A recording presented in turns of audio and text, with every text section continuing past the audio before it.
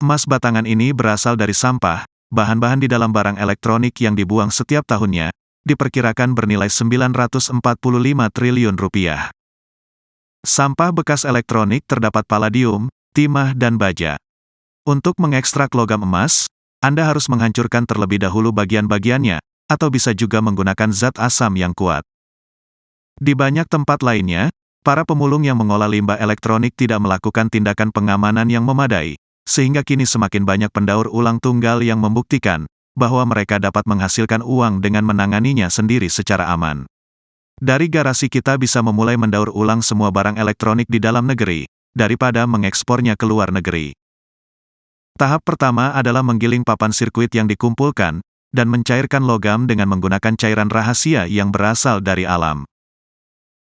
Jadi berapa banyak uang yang sebenarnya dihasilkan oleh pemulung, dan dapatkah mereka memberi peluang kerja baru secara global? Ada lebih dari 50 juta metrik ton sampah setiap tahun. Selama 1 dekade terakhir, limbah elektronik di seluruh dunia telah tumbuh setidaknya 60% pada tahun 2019. Melakukan pekerjaan ini ada risikonya, mengambil tindakan pencegahan adalah lebih baik. Sebagian elektronik mengandung merkuri di dalamnya yang jelas merupakan racun. Ini adalah papan sirkuit utama, dan disinilah semua emas dan perak ada. Penghancuran papan sirkuit dapat dilakukan di fasilitas daur ulang besar, namun biayanya mahal, dan mengharuskan perusahaan dan konsumen untuk mengelola perangkat mereka dengan benar. Saat ini hanya sekitar 9% jumlah limbah elektronik di Australia dikumpulkan secara resmi, sedangkan di Amerika sedikit lagi, sehingga sampah elektronik yang tidak diinginkan menumpuk di tepi jalan, menunggu pemburu harta karun menemukannya.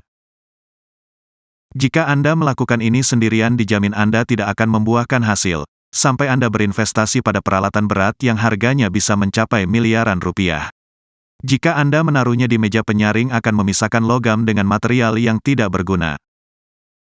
Limbah elektronik akan menjadikan kaya atau masa depan bagi banyak orang, dan bisa dijadikan pekerjaan sampingan bagi sebagian orang untuk mencari nafkah. Setiap tahun negara-negara kaya mengirimkan ribuan ton limbah elektronik ke tempat-tempat seperti New Delhi, India, ibu kota dunia daur ulang limbah elektronik yang tidak diatur. Di tempat ini ada sekitar 50.000 orang yang mengais sampah elektronik, sebagian besar berasal dari tumpukan yang diimpor dari negara-negara seperti Amerika Serikat dan Cina. Mereka memulai pagi harinya dengan membantu menjual sarapan di gerobak makanan ayahnya. Sepulang sekolah, mereka pergi ke tumpukan sampah seperti ini untuk memilih ponsel lama, komputer, dan perangkat video game. Hanya sedikit orang yang melakukan pekerjaan ini menggunakan sarung tangan atau alat pengaman lainnya, dan untuk mendapatkan logam berharga, banyak pemulung membakar limbah elektronik. Ini adalah masalah yang menurut para ahli memiliki dampak kesehatan jangka panjang terhadap kesehatan manusia, termasuk terhambatnya pertumbuhan, keguguran, kerusakan organ, dan pengeroposan tulang. Pada tahun 2021, India mendaur ulang sepertiga dari logam tersebut, sebanyak 1,5 juta metrik ton atau sekitar 2 kali lipat dari Amerika Utara. Tetapi hanya sebagian kecil dari limbah elektronik di India yang ditangani oleh pendaur ulang resmi, belum lagi negara tersebut mengimpor sekitar 50.000 metrik ton setiap tahun. Sedangkan di Australia, pendaur ulang sampah elektronik berusaha mencegah ekspor ke luar negeri. Hal ini akan berdampak sangat baik secara global, karena memberikan kesempatan kepada mereka yang kurang beruntung. Hari ini mereka mendapatkan kiriman limbah elektronik dan membayarnya sekitar 5,5 juta rupiah per kilo, yang bisa menghasilkan sekitar 57 juta rupiah. Hasil yang bisa didapat diperkirakan 250 sampai 300 kilo tembaga, dan 100 hingga 200 gram emas. Kami pertama kali mengunjungi fasilitas percontohan ini di Selandia Baru pada tahun 2021. Sekarang perusahaan tersebut telah memperluas fasilitasnya di Sydney, Australia, yang hampir 5 kali lebih besar. Di pabrik ini hampir seluruhnya proses pekerjaannya dilakukan secara otomatis, sehingga pekerja tidak melakukan kontak langsung dengan bahan-bahan berbahaya.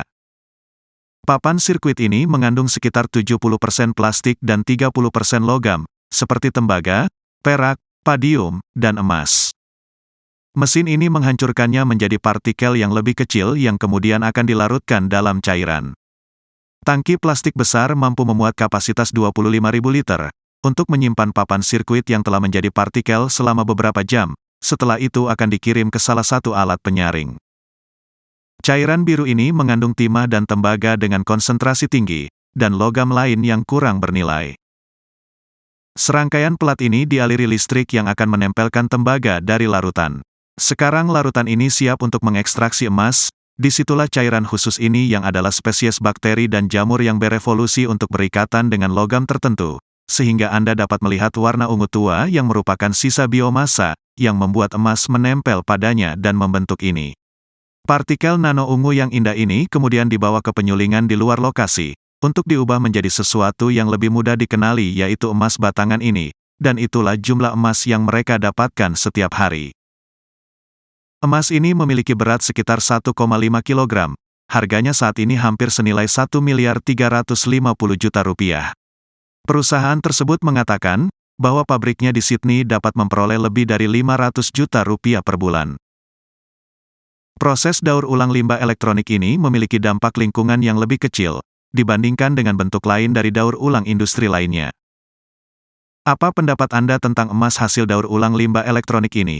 Tinggalkan pendapat Anda di bagian komentar di bawah.